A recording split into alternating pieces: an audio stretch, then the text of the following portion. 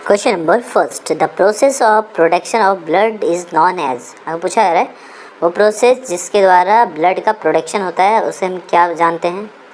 तो इसका right answer हो जाएगा ऑप्शन सी, हेमोपोएसिस। तो हेमोपोएसिस में क्या होता है कि जो ब्लड सेल्स होते हैं उसका फॉर्मेशन, ये ब्लड सेल्स जो होते हैं उसका फॉर्मेशन कहाँ होता है, चाहे ब्लड के सेलुलर कंपोनेंट्स का फॉर्मेशन कहाँ होता है, तो वो बोन मैरो में होता है। ठीक है। अब यदि यहाँ पे कई बार ये भी पूछा जाता है कि जो न्यू ब्लड सेल्स होते हैं उसमें वो संख्या इसकी कितनी होगी, तो 10⁻11 टू 10⁻12 इतने न्यू सेल्स जो होंगे वो डेली प्रोड्यूस होते हैं बोन मैरो के द्वारा। ठीक है, ताकि जो लेवल है उस सर्कुलेशन में उसका बना रहे सेल्स का लेवल। ठीक है, चलिए अब नेक्स्ट क्वेश्चन देख लेते हैं। Question number 2, what is the site of function of RBC. आपको पूछा जा रहा है वो आरबीसी जो है उसका साइट ऑफ फंक्शन जो होगा वो कहाँ होगा। तो इसका राइट आंसर हो जाएगा ऑप्शन डी, ब्लड। यानी आरबीसी जो है, यदि सिर्फ आरबीसी का फंक्शन पूछा जाता तो वो हो जाता क्या, जो एक्सचेंज ऑफ रेस्पिरेटरी गैसेस का एक्सचेंज में ये हेल्प करता है, यानी उसको कैरी करता है और कहाँ से कहाँ पहुँचाता है। तो जो ऑक्सीजन होता है, ऑक्सीजन को लंग्स से बॉडी के जितने भी सेल्स होते हैं पूरे हर एक बॉडी के हर एक सेल्स तक पहुंचाता है, और वहाँ से जो CO2 होता है उसको कैरी करके फिर लंग्स तक पहुंचाता है। ठीक है, ये काम होता है आरबीसी का। लेकिन जब साइट ऑफ फंक्शन पूछा जाता है आरबीसी का तो उसका राइट आंसर हो जाएगा ऑप्शन डी, ब्लड। ठीक है, चलिए अब नेक्स्ट क्वेश्चन देख लेते हैं। Question number 3, a condition in which RBC count is increase is known as. आपको पूछा जा रहा है वो कौन सा कंडीशन है जिसमें आरबीसी काउंट जो होता है वो इंक्रीज हो जाता है, तो उसे हम किस नाम से जानते हैं। तो उसका राइट आंसर हो जाएगा ऑप्शन सी, पॉलीसीथीमिया। ठीक है, ये पॉलीसीथीमिया जो है इसका राइट आंसर हो जाएगा। पॉलीसीथीमिया के बारे में यदि बात की जाए तो यहाँ पे जो नंबर्स होगा रेड ब्लड सेल्स का वो इंक्रीज हो जाएगा हमारे बॉडी में। ठीक है, इसका रीजन जो है और इसके वजह से क्या होता है, जो हमारा ब्लड है वो थिकर हो जाएगा। ठीक है, ये भी आपको याद रखना है कि जी पॉलीसीथीमिया के केस में क्या होता है, जो ब्लड हमारा जो होता है वो और भी ज़्यादा विस्कस हो जाता है। ठीक है, अब यदि और भी बात किया जाए तो जो प्लाज्मा वॉल्यूम है वो क्या हो जाता है, इसमें रिड्यूस हो जाता है। ये भी आपको याद रखने हैं कि पॉलीसीथीमिया के केस में आरबीसी जब इंक्रीज होता है तो जिस वजह से जो प्लाज्मा का वॉल्यूम होगा वो डिक्रीज हो जाएगा। ठीक है, चलिए नेक्स्ट क्वेश्चन देख लेते हैं।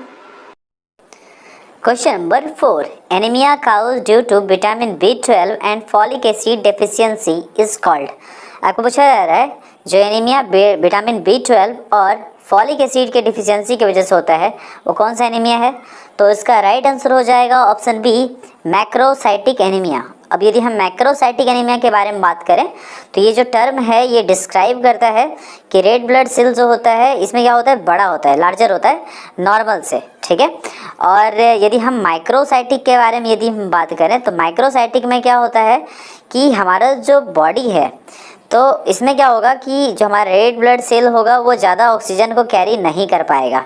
ठीक है, जिससे कि हमारे जो ऑर्गेन्स हैं, हमारे जो टिश्यू हैं उनको ज़्यादा ऑक्सीजन प्रोवाइड नहीं हो पाएगा, ज़्यादा एनर्जी वहाँ पे उनको प्रोवाइड नहीं हो पाएगा।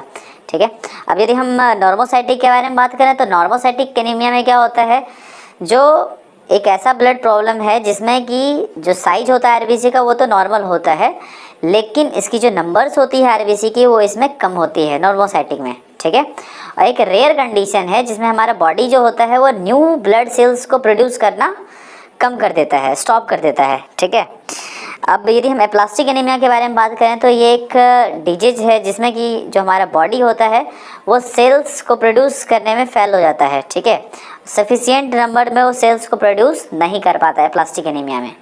क्लियर है, तो चलिए अब नेक्स्ट क्वेश्चन देख लेते हैं। Question number 5, which among following neutrophil is the youngest one. आपको पूछा इनमें से जो दिए गए हैं इनमें से यंगेस्ट वन जो होगा वो न्यूट्रोफिल जो होगा उसके पास कितना लोब्स होना चाहिए उसका न्यूक्लियस का। तो उसका राइट आंसर हो जाएगा ऑप्शन सी, 3 लोब। ठीक है, अब यदि हम बात कर लेते हैं न्यूट्रोफिल के बारे में तो ये वाइट ब्लड सेल का एक टाइप है, और ये जो टाइप है ये मोस्ट कॉमन टाइप है जो सबसे ज़्यादा वाइट ब्लड सेल में न्यूट्रोफिल प्रेजेंट होता है। ठीक है, यानी 55 to 70% जो होता है वाइट ब्लड सेल्स का वो न्यूट्रोफिल होता है। अब यदि हम बात करें इसके नॉर्मल रेंज के बारे में तो ऐसे आपको याद रखना है कि जो WBC का रेंज होता है वो कितना होता है, वो 4000 to 11,000 ये रेंज जो होता है इतना WBC पर मिली सेंटीलीटर, ठीक है। और यदि न्यूट्रोफिल के बारे में हम देखेंगे तो यहाँ पे 1500 to 8000, ठीक है, न्यूट्रोफिल्स पर मिली सेंटीलीटर। तो इतना जो होता है ये होता है। और ये करता क्या है, यदि फंक्शन कभी आ जाए तो इसका मेन काम होता है ये जो टिश्यू होते हैं उसको हीलिंग करने का काम इनका होता है, ठीक है। इन्फेक्शन को भी रिसॉल्व करने का भी इनका काम होता है, तो ये आपको याद रखना है। चलिए नेक्स्ट क्वेश्चन देख लेते हैं। Question number 6, plasma cell synthesised and excrete. आपको पूछा जा रहा है प्लाज्मा सेल क्या सिंथेसाइज करता है और एक्सक्रीट करता है, तो इसका राइट आंसर हो जाएगा ऑप्शन बी, इम्यूनोग्लोबुलिन, ठीक है। अब यदि हम बात करें प्लाज्मा सेल के बारे में, तो प्लाज्मा सेल जो होता है इसको हम लोग प्लाज्मा बी सेल भी कह सकते हैं, ठीक है। ये वाइट ब्लड सेल ही होता है और ये क्या करता है, ये बोन मैरो से ओरिजिनेट होता है, ये तो आपको पता है। और ये सेक्रेट करेगा लार्ज क्वांटिटी में प्रोटीन, जिसको हम लोग एंटीबॉडीज बोलते हैं, ठीक है। चलिए अब नेक्स्ट क्वेश्चन देख लेते हैं। Question number 7, what is the total volume of the bone marrow in adult. Adult में पूछा जा रहा है जो टोटल वॉल्यूम होगा बोन मैरो का वो कितना होगा, तो इसका राइट आंसर हो जाएगा ऑप्शन डी, 4000 ml, ठीक है। यानी ये 4000 ml जो होता है ये नॉर्मल रेंज होता है, यानी टोटल वॉल्यूम जो होगा बोन मैरो वो कितना होगा एडल्ट में, तो 4000 ml, ठीक है। चलिए नेक्स्ट क्वेश्चन देख लेते हैं। Question number 8, what is the total volume of bone marrow at birth. Birth के टाइम में जो टोटल वॉल्यूम होता है बोन मैरो का वो कितना होता है, तो उसका राइट आंसर हो जाएगा 70 ml, ठीक है। आपको याद रखना है कि बर्थ के टाइम में कितना होता है, तो 70 ml जो होता है वो बोन मैरो होता है। चलिए नेक्स्ट क्वेश्चन देखते हैं। Question number 9, yellow marrow consist which type of cell. आपको पूछा है येलो मैरो जो होता है उसमें किस टाइप का सेल प्रेजेंट होता है, तो उसका राइट आंसर हो जाएगा ऑप्शन सी, फैट सेल, ठीक है। तो ऐसे भी पता है कि बोन मैरो जो होता है, बोन मैरो 2 टाइप्स का, एक रेड बोन मैरो होता है और दूसरा जो होता है येलो मैरो होता है। येलो मैरो जो होता है उसमें क्या इन्वॉल्व होता है, तो स्टोरेज, ये फैट्स को स्टोर करता है, ठीक है। और ये जो फैट्स होगा येलो मैरो में वो ये बाद में एनर्जी देने के लिए होता है, यानी ये इसका इस्तेमाल जो होता है जब हमें एनर्जी सोर्स की रिक्वायरमेंट होती है तो वहाँ पे ये जो फैट सेल्स होते हैं वो हमें एनर्जी प्रोवाइड करते हैं। और इससे हम लोग ये जो येलो मैरो होते हैं और जो स्टोर करते हैं ये सेल्स को, इनको हम लोग एडिपोसाइट्स भी कहते हैं, ठीक है। आपको याद रखना है ये जो फैट्स जो येलो मैरो में स्टोर होते हैं उन सेल्स को क्या कहते हैं, एडिपोसाइट्स। चलिए नेक्स्ट क्वेश्चन देखते हैं।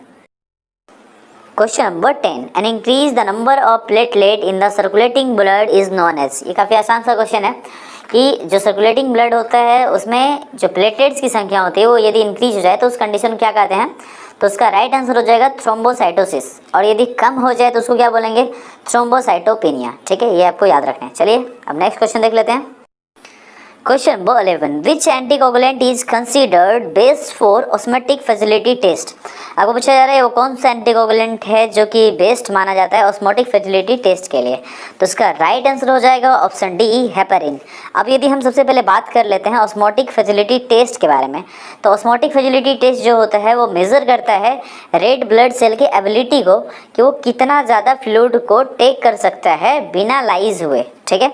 या तो आप ये भी कर सकते हैं कि जो रेड ब्लड सेल होता है उसके रेसिस्टेंस को देखते हैं कि वो हेमोलाइज, यदि हम उसको बहुत सारे इंक्रीजिंगली डाइल्यूट सेलाइन सॉल्यूशन में उसको इमर्स करते हैं तो देखते हैं कि वो रेसिस्टेंस टू हेमोलाइज, इस चीज़ को हम चेक करते हैं, ठीक है। चलिए अब नेक्स्ट क्वेश्चन देख लेते हैं। Question number 12, antigen antibody reaction can be tested by which test. आपको पूछा जा रहा है एंटीजन एंटीबॉडी जो रिएक्शन होता है उसको टेस्ट करते हैं, किस टेस्ट के द्वारा उसको टेस्ट करेंगे, तो यहाँ पे जितने भी सारे टेस्ट दिए गए हैं, एग्लूटिनेशन, न्यूट्रलाइजेशन, प्रिसिपिटेशन, ये सारे जो हैं उसका राइट आंसर हो जाएगा, यानी ऑप्शन डी जो है उसका राइट आंसर हो जाएगा ऑल ऑप्शन, ठीक है। चलिए नेक्स्ट क्वेश्चन देखते हैं। Question number 13, in which blood RBC are more fragile. आपको पूछा जा रहा है इनमें से जो है वो कौन से ब्लड में RBC जो होंगे वो ज़्यादा फ्रेजाइल होंगे, तो इसका राइट आंसर हो जाएगा ऑप्शन सी, वेनस ब्लड। जो वेनस ब्लड होता है तो वेनस में ब्लड जो होता है वो ज़्यादा फ्रेजाइल होता है। इसका रीज़न क्या है, तो यहाँ पे इसका मेन रीज़न क्या हो जाएगा, क्योंकि यहाँ पे एक्स्ट्रा अनबाउंड आयंस की वजह से जो ऑस्मोटिक प्रेशर होता है वीनस रेड ब्लड सेल्स में वो राइज हो जाता है, ठीक है। ये आपको याद रखना है, अनबाउंड आयंस ये मेन कारण है, ठीक है। एक्स्ट्रा अनबाउंड आयंस के कारण ये ऐसा होता है। चलिए नेक्स्ट क्वेश्चन देख लेते हैं। Question number 14, deficiency of which enzyme cause increased red blood cell fragility. आपको पूछा जा रहा है कि वो कौन से एंजाइम्स की कमी होगी जिसके वजह से जो रेड ब्लड सेल फ्रेजिलिटी होगी वो इंक्रीज हो जाएगी। तो उसका राइट आंसर हो जाएगा ऑप्शन सी, G6PD। अब यदि हम G6PD के बारे में बात कर लेते हैं तो उसका फुल फॉर्म होता है ग्लूकोज 6 फॉस्फेट डिहाइड्रोजनेस। ठीक है, ये G6PD जो है डेफिशिएंसी जो है एक most common red cell enzyme defect है। ठीक है, ये आपको याद रखना है। एंड इसको हम लोग जेनेटिक मेटाबॉलिक डिसऑर्डर भी कर सकते हैं, जो कि काउज किसकी वजह से होता है, तो G6PD की वजह से। ठीक है, यानी इस एंजाइम्स की कमी होगी तो उसकी वजह से ये जेनेटिक मेटाबॉलिक डिसऑर्डर हो जाएगा। ठीक है, चलिए अब नेक्स्ट क्वेश्चन देख लेते हैं।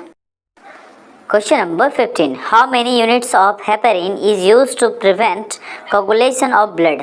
अब पूछा जा रहा है वो कितने यूनिट होंगे हेपेरिन के जो कि रिक्वायर्ड होंगे ब्लड को प्रिवेंट करेंगे कोगुलेट होने से। तो उसका राइट आंसर हो जाएगा ऑप्शन फर्स्ट, यानी ऑप्शन ए जो है 1 to 5 mg पर ml, ये इसका राइट आंसर हो जाएगा। यानी 1 to 5 mg जो होंगे वो पर ml ब्लड के लिए कोगुलेट होने से वो उसको प्रिवेंट करने के लिए सफिशिएंट है।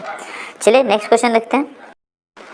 Question number 16, plasma cell are formed from. पूछा जा रहा है जो प्लाज्मा सेल है वो फॉर्म्ड होता है, किससे फॉर्म्ड होता है, तो उसका राइट आंसर हो जाएगा ऑप्शन सी, बी लिम्फोसाइट। ठीक है, यानी जो प्लाज्मा सेल होते हैं वो बी लिम्फोसाइट से फॉर्म होते हैं।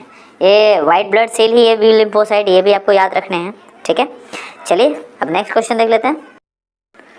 Question number 17, what is the appropriate temperature for storage of PRP यानी प्लेटलेट रिच प्लाज्मा।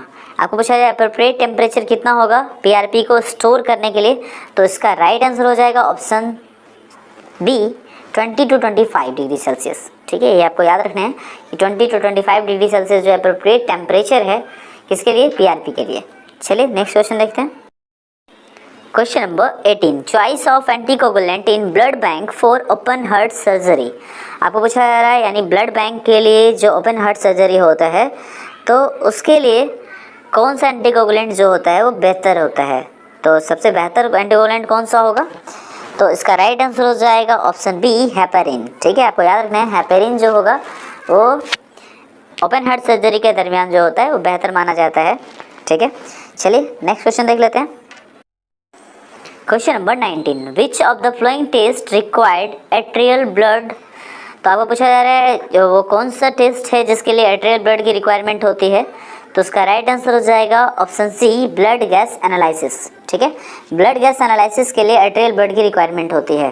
अब ये रीज़न पूछा जा सकता है कि आखिरकार क्यों इसकी रिक्वायरमेंट होती है, तो आखिर इसमें होता क्या है, जो गैस जो होंगे और जो पीएच लेवल होंगे एट्रियल ब्लड में वो बिल्कुल डिफर करेंगे किससे, वेनस ब्लड से। ठीक है, तो इस कारण से जो एट्रियल ब्लड होता है उसका इस्तेमाल किया जाता है ब्लड गैस एनालिसिस के लिए।